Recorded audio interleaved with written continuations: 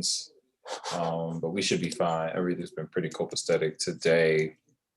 Yeah. So like I said, I told you I was watching a lot of the mayor's, his not his campaign, but his pretty much his meetings about the budget and everything. And so I want to talk about that a little bit. And essentially what you do, Motor City Makeover, the meetings that you all have with the millennials, like just talking about the importance of that. And that should be it probably. Okay. Cool. All right.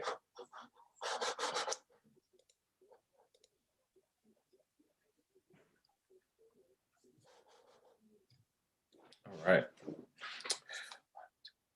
Welcome to the T Simple Podcast. We focus on providing simple solutions in the classroom.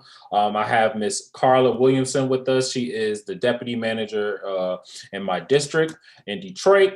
She is a leader. She is a proud native of Detroit. She's on the T Simple Podcast. How you doing today? I'm great. Thanks for having me. Excellent. And she has an amazing set of eyeglasses, a variety of different colors, and she has this amazing website she probably goes to that's like the plug, and she gets like 6 at a time, right?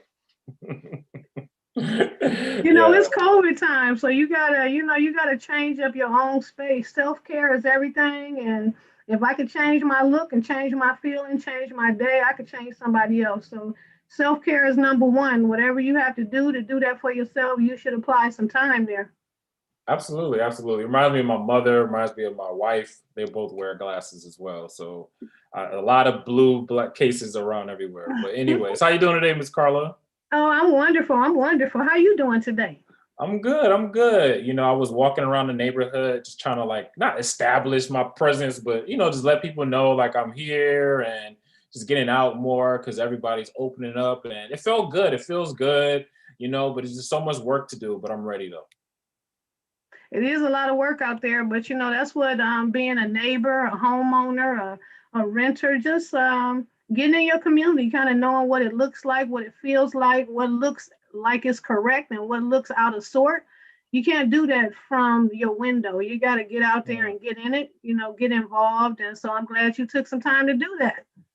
Yeah, absolutely. And one thing I just really appreciate is that when the neighbors see me, like they feel really proud. Like sometimes they don't even know me. They may know that I'm a teacher, but they're like, thank you. We appreciate you being here. And it's not like to toot my own horse, but it's like, I'm definitely here to help. And I think people see that as well. So yeah, absolutely. So, let's talk about a little bit about your role. You work for the city, you work for the mayor. What is the deputy manager specifically? And what do you want people to know about your job?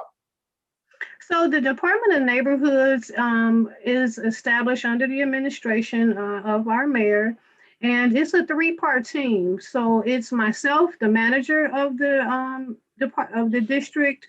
Then I have a deputy manager who's Kaya Robertson, and then we have a business liaison who is Tanisha Johnson. So the 3 of us build block clubs. We mitigate blight. Our goal is to make it look and feel like it should. And that means to remove all different types of blight. Blight could be illegal dumping, but it also could be noise. It could be cars speeding down your street. It could be gutters hanging down, barbecue grills in the front yard. There are so many types of blight. So our goal is to educate and then to make sure people come into compliance. Sometimes it's a little bit longer than we'd like it to be, but it's a learning curve. So, sometimes people don't do because they don't know. And sometimes people don't do because you haven't encourage them to do. So that's what we do. Our goal, as I said, is to educate. So any initiatives that come through, any opportunities that come through for residents, we want to be that first branch to explain to them what's available and how they can apply those resources to their own household. Absolutely. And you all have a current campaign right now, a Motor City Makeover. Could you maybe elaborate on that a little bit more? And how can people be more involved? Absolutely. So it's not even just Motor City Makeover. Now it's Motor City Makeover 365 because Detroit has all seasons, and different seasons bring about different types of energy, if you will. So in the wintertime, it's all covered up. You can't really see it. But when the snow goes away, it's everywhere. It's like, whoa, what happened?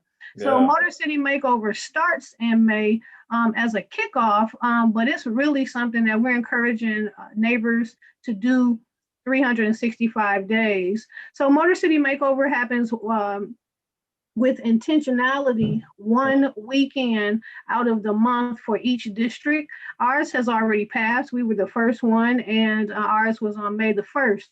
But each weekend, districts are encouraged to get their block clubs together, a couple neighbors together, and beautify an area that will enhance your visual quality of life. So it could be cleaning up, it could be planting, it could be removing, it could be any sort of things. But if you're interested in signing up for Motor City Makeover 365, you can do that on the city's website, which is detroitmi.gov. And then you want to go to motorcitymakeover.org. You can see that as soon as you pull it up, and then you just register. When we first kick it off in May, we give a few supplies. We don't have enough supplies to do your whole project, but we have enough to start you off. Gloves, yard waste bags, and regular contractor bags. And then we have a few dumpsters each district so that people have larger projects can accumulate it like that. So it just beautifies the city. And as I said, if you have projects that go on, we want to hear about them. Our next application for Motor City Makeover will be our Flower Day. And so you can register now for Flower Day. That's still register under the same motorcitymakeover.org, but you go under Flower Day. And that initiative is actually kicked off by Keep Detroit Beautiful, which is an initiative locally, but it's also a Keep America Beautiful and a Keep Michigan Beautiful. So if you're interested in signing up for Flower Day and you're a registered block club, please go to motorcitymakeover.org, go under the Flower Day tab and register. We will be distributing flowers on June the 5th, which is next Saturday. I'm gonna make sure I sign up for that right now. Okay. Yeah, absolutely. This is just a dynamic that people, so, I'm in the education field, and, I see a lot of teachers come and go. And whenever they come back after they leave, especially particularly my school, they always say, like, Detroit is very special, right? You have a lot of people who are career driven, right? People trying to get up the ladder. But he says, like, you always find people in Detroit that care, like people that care about other people that care about making things better, right? There's no ulterior motives. And I definitely felt that when I first got here. I felt that the city was going to accept whatever skills that I was going to bring. And if I came at with the effectiveness, if I came at it with the professionalism, it would really benefit me and the city. Whenever I'm doing something that benefits the city and it changes, I immediately get like a instant just gratification. I don't know but I made a complaint about like just a way a Bank of America was being handled. I called, made a complaint, and they fixed it, and I felt so powered. Just like seeing the change, like seeing it, right? It lets you know like how powerful and like how if you do have the right intentions, you can inflict change. Absolutely. And so we have an app that people can put on their phone or on their computer called Improve Detroit, and it kind of is the same, goes under the same premise you just offered. Like if you see it, you can report it right then. You can do it anonymously, or you can report it with your email address so that they will respond to you. They have over 50 categories. If it's a deceased animal in the street, if it's a catch basin, a light out, everybody doesn't see the same thing at the same time. But when you see it, if you can report it directly to a department, then you know that they're on it. You're not waiting on a good time to get a person and they hear your message. So we're improving things, and Improve Detroit helps you do that. So I'm really glad that you got an immediate gratification. I'm glad that it happened the way that it was supposed to happen, that city services work for you, because we want them to work for residents. That's how you build your city. That's how you empower and entice people to come into your space. So that's great.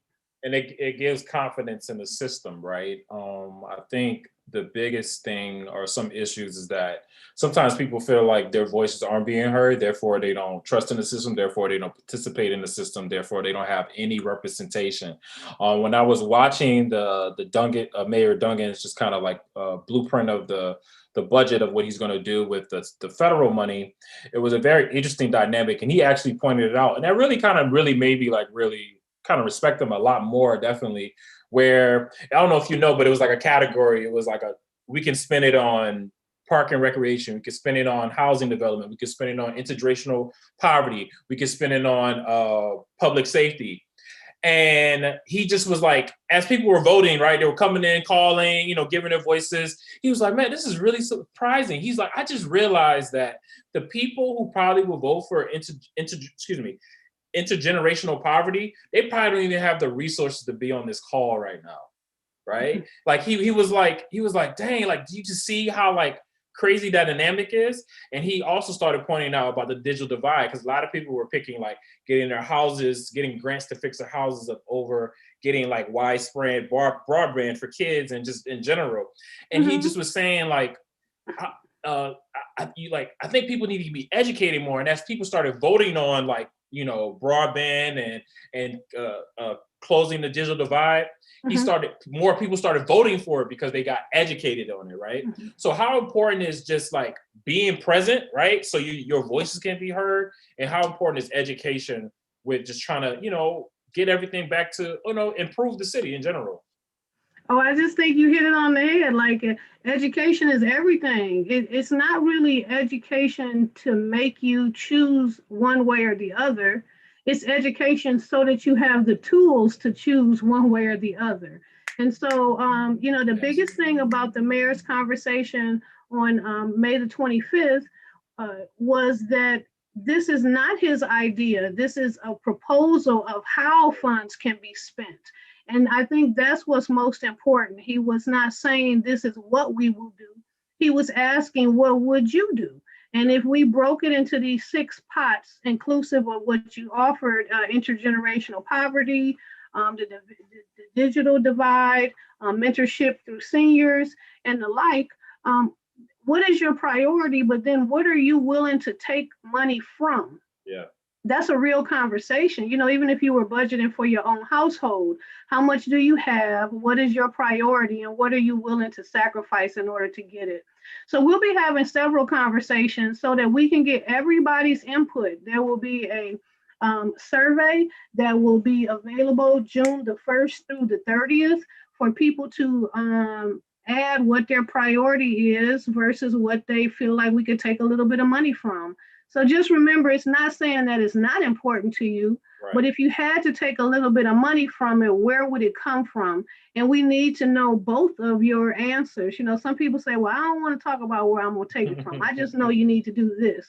Well, we don't want that, though. We want a balance. What would you do and what would you sacrifice? Yeah. That's not realistic. People will be able to go on detroitmi.gov /ARPA, which is the American Rescue Plan Act. So they'll be able to do that. And hopefully we'll get a lot of surveys completed from District 1, because we'd like to know, what do you think? The other thing is different neighborhoods need an application of different things. And so I would not imagine that the survey is going to show the same in every district, because every district is different. But as you said, educating on all of the components so that people can make a real decision based on what they feel is most necessary in the space that they occupy. And I really appreciate him saying, hold on real quick.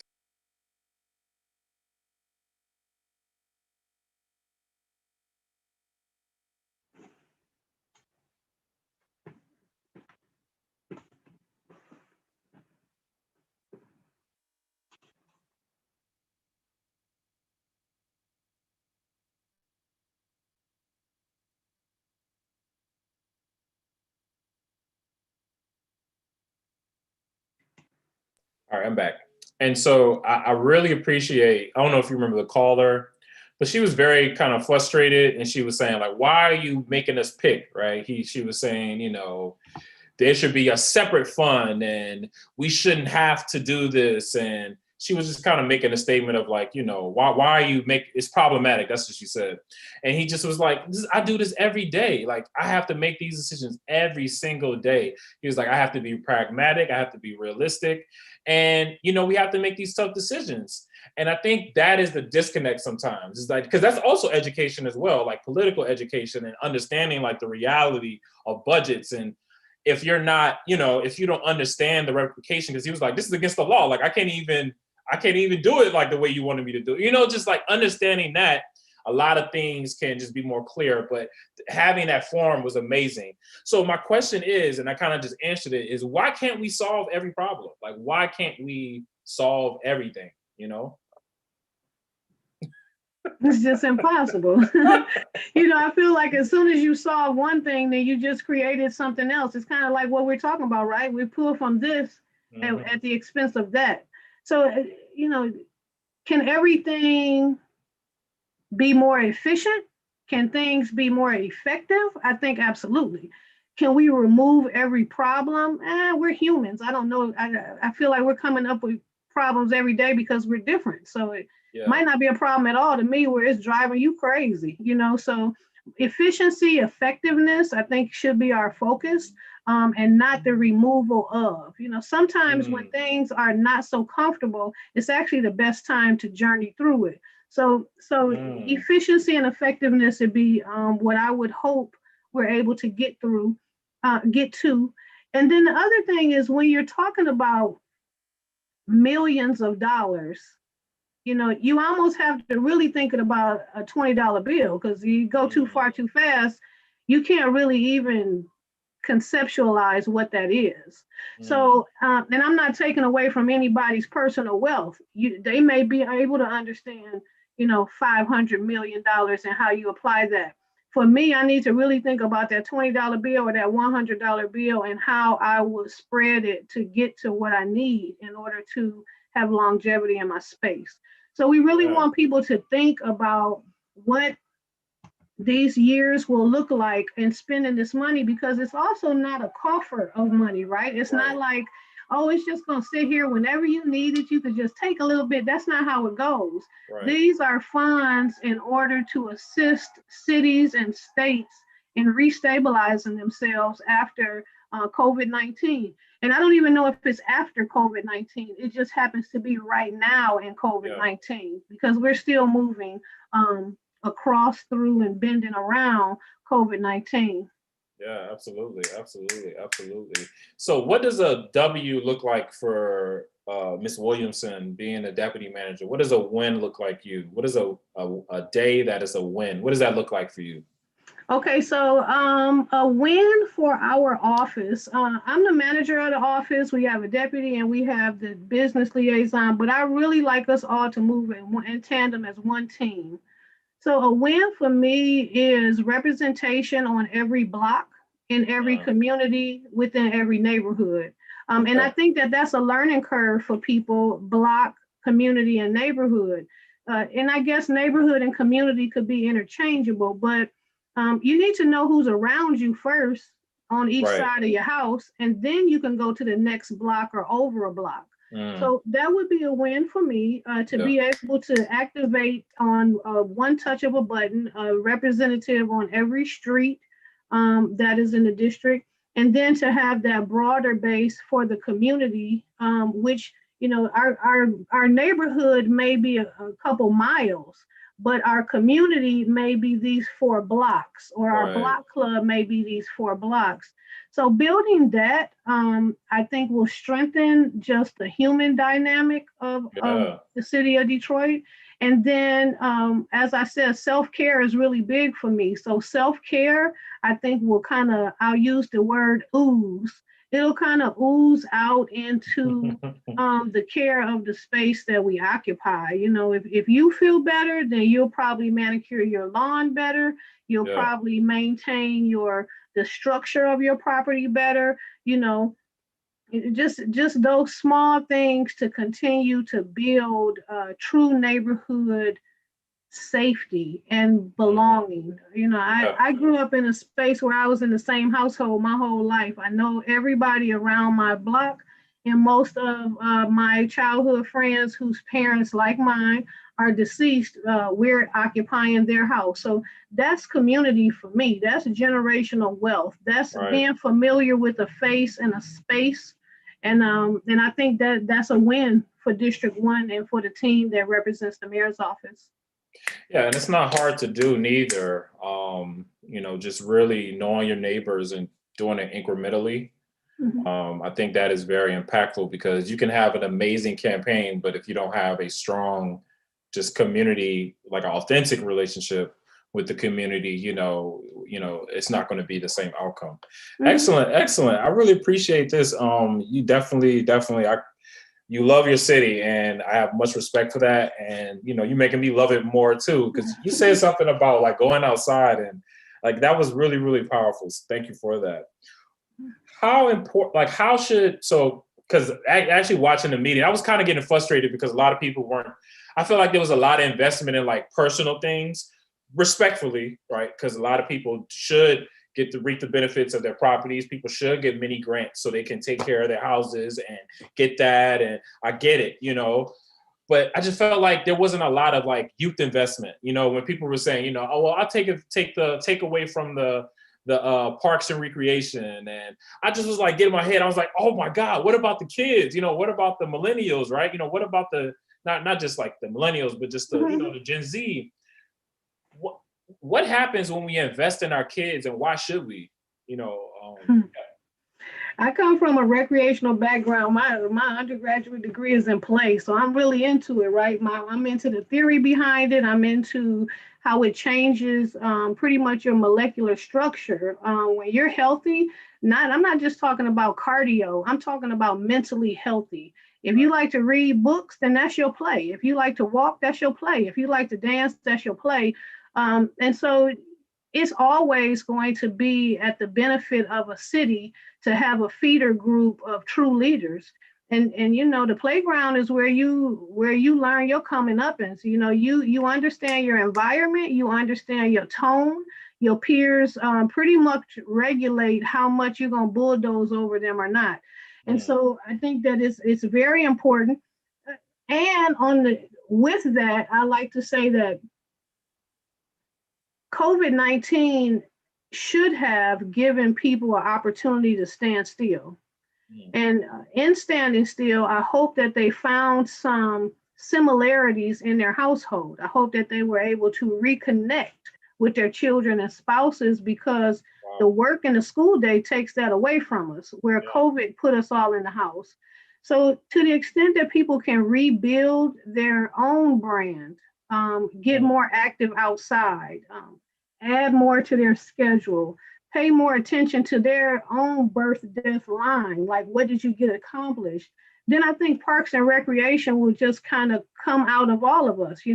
If you go to Belle Isle now, if you go on the Riverwalk, it's very diverse. It's people, not just diversity in color or ethnicity and like that. I'm talking about diversity in mobility. Some people are walking, some people skateboarding, some people are on the electric skateboard, some people are skating, people are biking and running.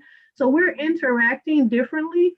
And so even though we may take some money from parks or recreation, I still think it's an opportunity for faith-based organizations, civic organizations, especially schools, to kind of take over the lead and really begin to produce young leaders, way younger than a millennial. My grandson plays football. He's a leader.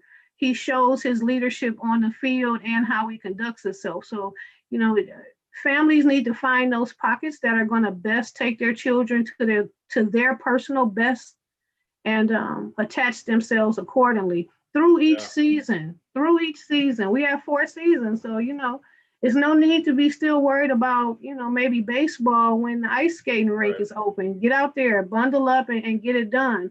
Learn a little bit about everything so you can always be included in everything in anything.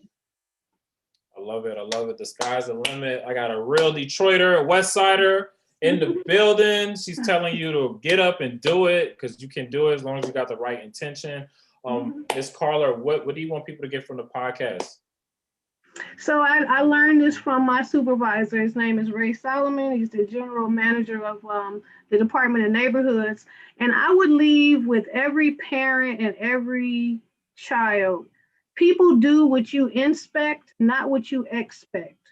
And right now, while kids are virtually learning, I wish I could just hug them all, because they got a bum deal. We weren't as ready as we could have been, where there are other states that virtual is what they do, and they grab COVID like it was nothing. Right. So, if you're a student listening, keep your head up. This year might have been rough, but you got this. You got to remember everything that's inside of you right now so you can take this to the next level. And if you're a parent that is not working and you're at home now, the teacher, give yourself a pat on the back for whatever you've been able to do because you got it done. You also had to make the adjustment. Yeah. And then for that parent that's working with school age and non-school age children in their household, you just keep on self-caring because there's no roadmap to it. You've got to make sure you're taking an intentional break for yourself.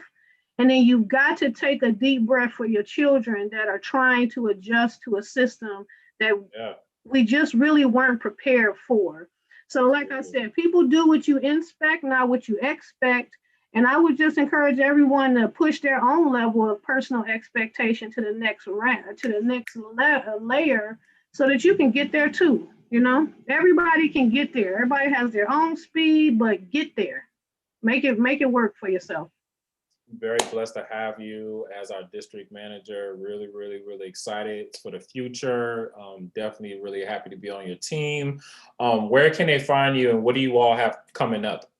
Absolutely. Well, you can always reach me as far as the email at my name backwards, Williamson, the letter K, at DetroitMI.gov. You can also reach out to anything city at DetroitMI.gov. And then District 1 has a meeting every Thursday at 5:30. We'll actually be going over the American Rescue Plan Act today. It's going to be a 30-minute conversation to let people know about the buckets. And then we will poll just a few people because we want to stay within our 30 minutes and be mindful of the meeting. But it's just going to be kind of a walkthrough to let people know how they'll be able to do that survey in June.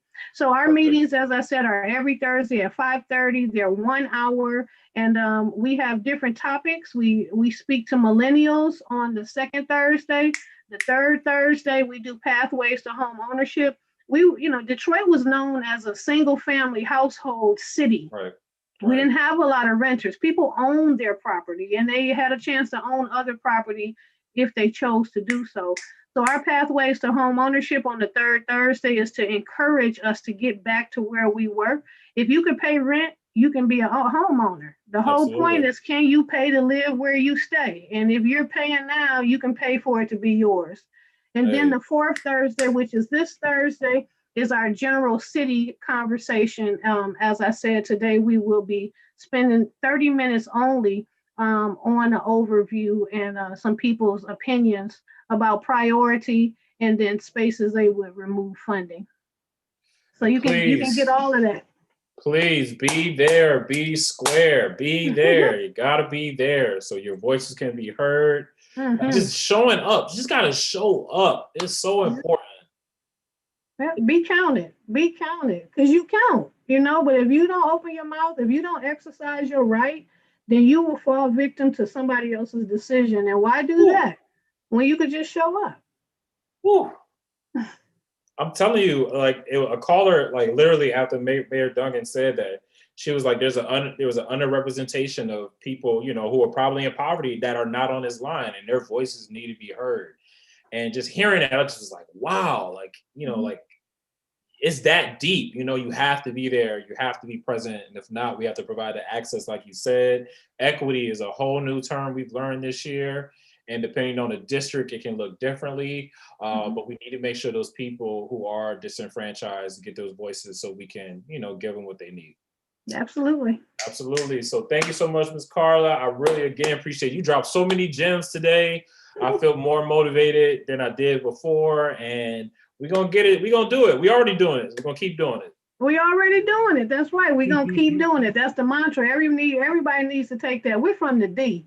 We've been doing it. We've been doing it. Now the world is watching us doing it. That's all. We're the fifth. We received the fifth largest amount of funding for this rescue plan because we're already moving things. We had it already going. So Detroiters have to pat themselves on the back. You in the right place because it's the right place to be. I already know it. You ain't got to tell me twice. All right, sis. Well, thank you so much for coming on T Simple Podcast. All righty. You don't have to log off yet. You don't have to log off. That was just for the recording. But yeah, great. How was that? Oh, that was great. Yeah, I love humans. I love humans. That's my number one. I talk to anybody about anything on any day. and I really appreciate it. Thank you again. Could you give me the link to the meeting? I'm gonna send it to. I'll send you the flyer right now. Make sure I attend. And do I just click the link or do I put in the meeting ID? You can do either one. Okay. All right.